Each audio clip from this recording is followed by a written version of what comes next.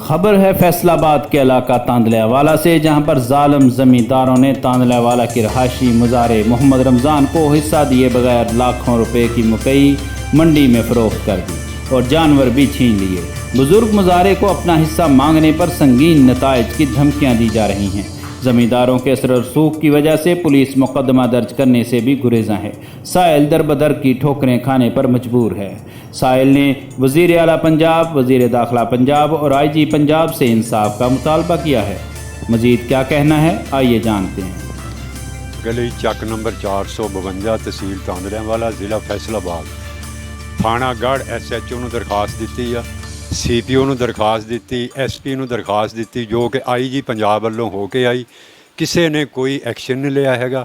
ਇਹ ਮੇਰੀ ਗੌਰਮੈਂਟ ਨੂੰ ਅਪੀਲ ਆ, ਵਜ਼ੀਰ ਆਲਾ ਪੰਜਾਬ, ਵਜ਼ੀਰ ਦਾਖਲਾ, CPO RPO ਨੂੰ ਫੈਸਲਾਬਾਦ ਨੂੰ, ਤਾਂ ਕਿ ਇਹ ਖੁਦ ਆਪਣਾ ਐਕਸ਼ਨ ਲੈਣ ਕਿ ਮੈਂ ਗਰੀਬ ਆਦਮੀ ਹਾਂ, ਮੇਰੀ ਹਰ ਸ਼ੈ ਇਹ ਖਾ ਕੇ ਬੈਠੇ ਹਾਂ।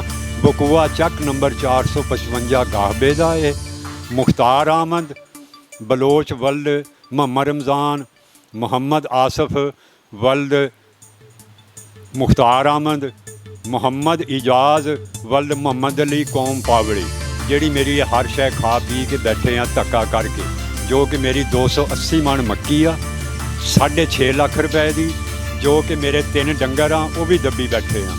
मेहरबानी करके वज़ीर आला पंजाब चोरी परवेज़ लाई ਇਹਦਾ एक्शन लवे और वज़ीर दाखिला ਇਹਦਾ एक्शन खुद लवे। मीडिया न्यूज़ चैनल को सब्सक्राइब कीजिए, शेयर कीजिए और लाइक कीजिए। शुक्रिया।